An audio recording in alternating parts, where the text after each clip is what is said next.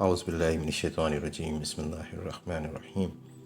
السیاحہ کے ناظرین، السلام علیکم ورحمۃ اللہ وبرکاتہ۔ پیشنس، مورالٹی، ٹالرنس یعنی صبر، اخلاقیات اور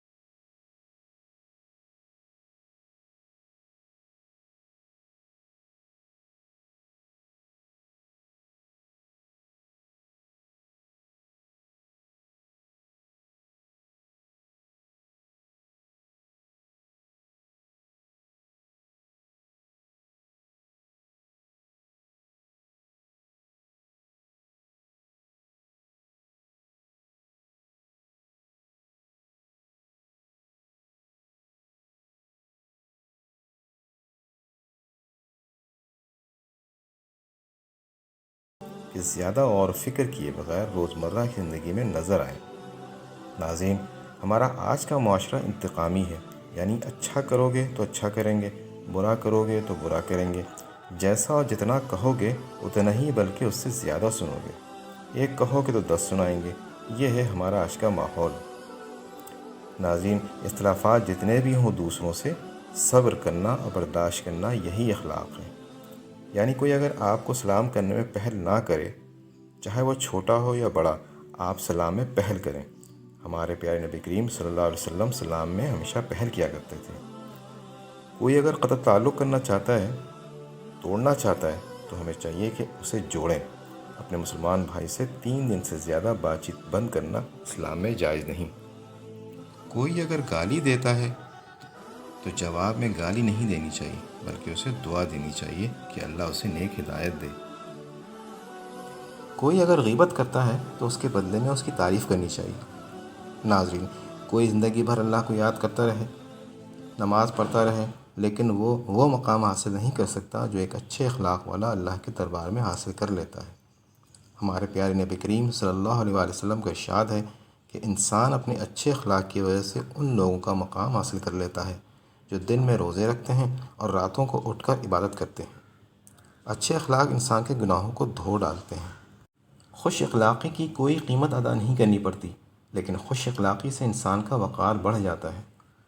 کسی نے کیا خوب کہا ہے کہ اچھے اخلاق کی قیمت نہیں ہوتی، لیکن اس سے ہر چیز خریدی جا سکتی ہے۔ حضرت عمر فاروق رضی اللہ تعالیٰ عنہ فرماتے ہیں، کسی شخص کے اخلاق پر بھروسہ نہ کرو جب تک کہ غصے کے وقت اسے آزما نہ لو۔ بد اخلاق شخص کی پہچان ہے کہ غصے کے وقت وہ اپنے نفس پر قابو نہیں رکھتا۔ ناظرین، دنیا کے ہر میدان میں فتح اور شکست ہوتی ہے، لیکن اخلاق میں ہار اور تکبر میں کبھی جیت نہیں ہوتی۔ ہمیشہ دوسروں کے ساتھ اخلاق سے پیش آنا چاہیے، کیونکہ انسان پر سب سے زیادہ مصیبتیں اس کی زبان کی وجہ سے ہی آتی ہیں۔